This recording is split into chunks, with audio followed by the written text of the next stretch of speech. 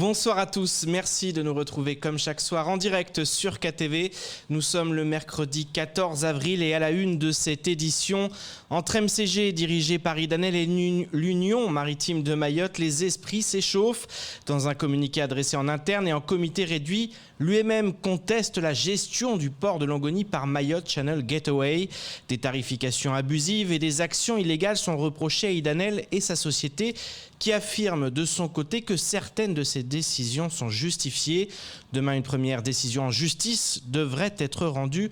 Nous nous sommes entretenus par téléphone avec les principaux acteurs concernés qui donnent leur version des faits. Un sujet signé Jaïdi Maolida. Dans un communiqué interne, l'Union maritime de Mayotte a souhaité contester la gestion du port de Longoni par le groupe MCG. Parmi les différentes plaintes citées, la société Somaco reproche à Idanel de bloquer la sortie de plusieurs de leurs conteneurs. La dirigeante de la MCG a souhaité réagir et pour elle, son action est totalement justifiée. 4 du 10 membres sont des gens qui ne veulent pas payer leurs factures, c'est depuis 2017. Nous avons fait plusieurs relances, mais quand je dis plusieurs, c'est 15, c'est pas 1, 2, 3, c'est 15. Finalement, on a décidé, on bloquerait le container. Il y a juste un seul container bloqué, pas 40. Ces 40 containers, c'est ce qu'il va recevoir dans les prochains mois. Qui n'a rien à voir avec Ramadan, c'est plutôt des bières, des couches. Joint par nos soins, la société Somaco ne refute pas totalement les faits. Pour sa juriste, la société dirigée par Idanel n'est pas toute blanche dans cette brouille. J'ai quelques factures qui sont impayées. Si nous ne les payons pas, c'est parce que nous considérons que ce sont des factures abusives. Elles facturent des doublons, elles nous fait payer les prestations de nettoyage de conteneurs qui nous sont déjà facturées par les compagnies maritimes. Il faut savoir qu'elle a décidé de bloquer tous nos conteneurs jusqu'à ce que nous payions. Tous nos conteneurs jusqu'à ce que nous payions, c'est déjà 33 conteneurs qui arrivent d'ici samedi et c'est une centaine de conteneurs qui vont arriver dans le mois qui contiennent plusieurs produits périssables ou sensibles. L'affaire est portée devant les tribunaux et demain, une première décision devrait être rendue. Avec le début du mois sacré du Ramadan, ce sont les Mahorais qui risqueraient bien à l'avenir de payer les pots cassés autour de ces querelles à Longoni. Et ce matin, nous recevions la présidente du MEDEF, Carla Baltus. L'occasion d'évoquer les annonces récentes du ministre des Outre-mer a commencé par la loi de programme. Cette dernière doit notamment se pencher sur la convergence des droits. Et si les syndicats de salariés en ont fait une priorité, le MEDEF y est également favorable, mais souhaite qu'une étude d'impact soit réalisée en amont. Au montage, Leslie Vimenet. Le ministre des Outre-mer l'a annoncé, la future loi de programme pour Mayotte devra se pencher sur la convergence des droits sociaux. Cela aura des conséquences sur les charges sociales et patronales, mais les entreprises de l'île n'y semblent pas opposées. Le MEDEF Mayotte ne s'opposera pas. Nous revenons de loin, nous avons eu des crises à Mayotte. 2018, 2016 pour ne pas les citer, qui sont aussi quelque part des crises où on exprime des mouvements sociaux. Donc il faut qu'on soit tous autour de la table. Aujourd'hui, c'est le gouvernement qui l'exprime de manière vraiment affichée. Donc le MEDEF Mayotte, en tout cas, sera au rendez-vous, puisque les acteurs seront interrogés d'ici juillet. Et nous ne nous opposerons pas à la convergence. Maintenant, on a des conditions, bien entendu, qu'on développera ce matin. Le MEDEF se dit favorable à ce que les salariés jouissent des mêmes droits qu'ailleurs en France. Néanmoins, le syndicat des patrons souhaite qu'une étude d'impact soit réalisée pour appréhender la convergence des droits sociaux à Mayotte et d'éviter de reproduire certaines erreurs. Quand on a mis en place le code du travail, je peux vous dire qu'aujourd'hui, ça crée de la frustration.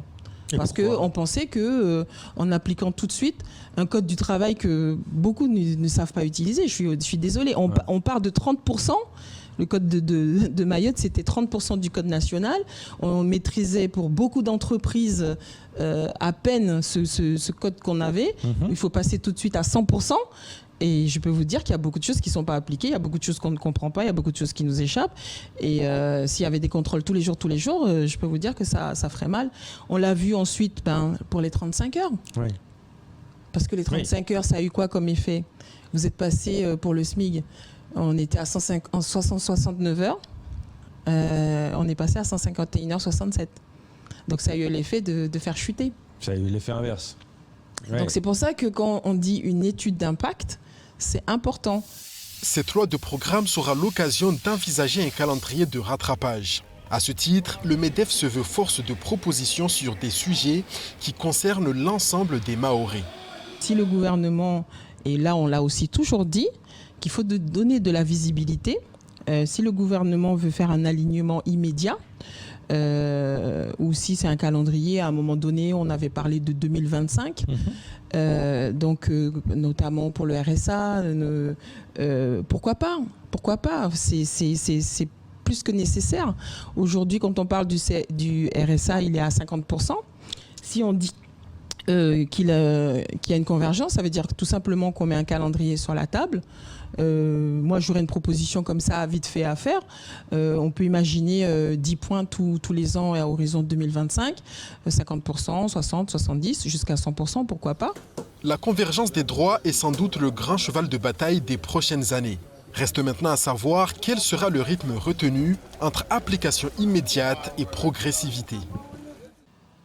Je vous propose de regarder le reste de l'actualité locale avec notamment la prolongation du fonds de solidarité ou encore une nouvelle conférence très intéressante au CUFR.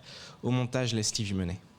Sébastien Lecornu, ministre des Outre-mer, Bruno Arcadipan et Philippe Langrand, respectivement président et vice-président d'Action Logement, se sont rencontrés ce lundi afin d'échanger sur la contribution d'Action Logement à la mise en œuvre de la politique logement portée par le ministère des Outre-mer. Cet échange intervient à la suite du conseil d'administration d'Action Logement qui a adopté des évolutions du plan d'investissement volontaire Outre-mer en faveur de l'amélioration des conditions de logement des salariés ultramarins, du développement économique en Outre-mer et de l'innovation. À Mayotte, plusieurs actions ont été engagées pour une concrétisation en 2021, traduisant la volonté d'Action Logement d'accompagner le développement de ce territoire. Cette année, l'accent porte sur le logement des jeunes par des prêts à taux fixes à long terme pour la construction et la réhabilitation de logements familiaux et de structures collectives. Un décret du 10 avril précise les modalités d'application du Fonds de solidarité pour les pertes du mois de mars 2021. Il prévoit plusieurs changements, et notamment la reconduction du dispositif dérogatoire pour les entreprises autres de Mayotte, avec une aide pouvant aller jusqu'à 3 000 €. Pour l'aide du mois de mars 2021, les entreprises éligibles en février le restent avec des ajouts à la liste. Et notamment les entreprises de Mayotte de moins de 250 salariés hors secteur protégé qui pourront prétendre à cette aide de 3 000 €. Instauré en mars 2020, le Fonds de solidarité a depuis évolué plusieurs fois, notamment dans ses modalités d'accès et le montant des aides. Initialement ouvert à toutes les entreprises faisant l'objet de fermetures administratives durant le premier confinement, puis à toutes les entreprises justifiant d'une perte de chiffre d'affaires suffisante, il a ensuite été limité aux entreprises des secteurs les plus touchés par la crise. 15 milliards d'euros y ont été consacrés depuis mars 2020. La prochaine conférence au CUFR est prévue ce vendredi 16 avril. Le centre universitaire va accueillir Bruno Noël, artiste et intervenant théâtre, pour une intervention intitulée « Une approche de la scénographie » de Claude Régis, metteur en scène théâtre. Bruno Noël est comédien, il a fondé la compagnie d'Action Théâtre et s'est consacré à l'écriture, à la comédie et à la création de nombreuses pièces pour le public jeune et adulte. Formé au Conservatoire régional de Rouen, il a interprété de nombreux rôles au théâtre pour diverses compagnies de Normandie et au cinéma. Ce vendredi, il tentera de préciser les choix scénographiques à travers 4 pièces de théâtre mises en scène par Claude Régis. La terrible voix de Satan de Grégory Moton, Holocauste de Charles Reznikov, Comme un chant de David, traduction d'Harry Méchonic et Ode maritime de Fernando Pessoa. Nous vous en parlions hier, un collectif de demandeurs d'asile arabes a manifesté devant le tribunal administratif de Mamoudzou. Ils protestaient contre des délais d'instruction de dossiers trop longs qui les maintiennent dans l'incertitude et la précarité. Aujourd'hui, ils étaient à nouveau présents pour se faire entendre. Alors, qui sont-ils? D'où viennent-ils? Pourquoi ont-ils choisi de venir à Mayotte? Nous avons posé ces questions à l'un des demandeurs qui a bien voulu se confier à nous, Ivan Rakotovaou. Ici, ma chambre.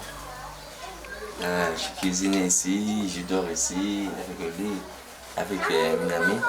Daoud vit ici depuis plusieurs mois. Une petite chambre qui ne doit pas dépasser 10 mètres carrés et que ce demandeur d'asile yéménite partage avec un autre requérant. Des conditions de vie sommaires mais qui lui conviennent.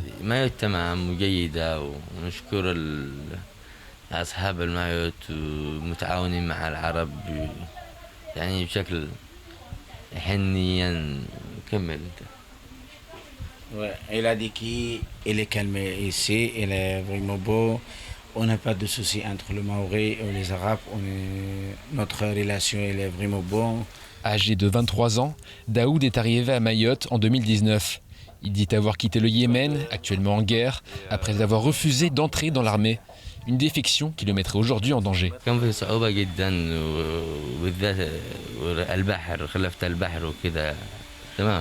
Il a dit qu'il est très difficile, il a pris le risque par le bateau, mais il n'a pas le choix parce qu'il n'a pas au Yémen, il y a la guerre armée. Et donc il a dit que je prends le risque parce que je n'ai pas de choix, je n'ai pas de solution. Daoud a donc choisi de rejoindre la France, car ce pays respecte les droits humains, dit-il. Mais avec le renforcement des frontières de l'Europe, impossible de passer au nord, il a donc décidé de passer par l'Afrique, légalement avec le passeport yéménite.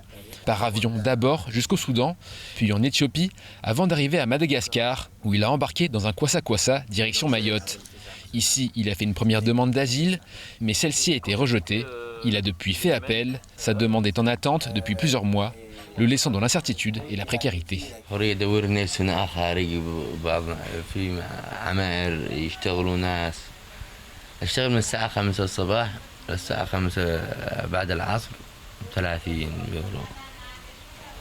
يعني مشي معه يوم برات الاسبوع يوم والاسبوعين يومين عارف اجر البيت وصرفت فيه خلاص.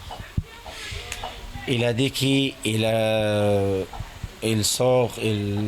sort pour chercher le travail, pour le travail comme charger le sable, comme aider pour construction, comme aider, il fait là, même il a fait le message aussi, donc ouais, il a gagné chaque 3-4 jours 20 €, 30 €. Ouais, c'est chaque 3-4 jours, ça veut dire que... Ouais. C'est au noir, c'est travail au noir. Oui, c'est noir, c'est noir. Mais on n'a pas de solution. Comme Daoud, ils sont une quarantaine de demandeurs d'asile venant de pays arabes à Mayotte, en attente d'une décision administrative. Sans autorisation de travailler, ils vivent aussi dans la précarité. Et c'est ainsi que s'achève cette édition. Merci de nous rester fidèles sur KTV. Je vous donne rendez-vous demain dès 19h pour tout connaître de l'actualité locale. Excellente soirée sur Kwasi.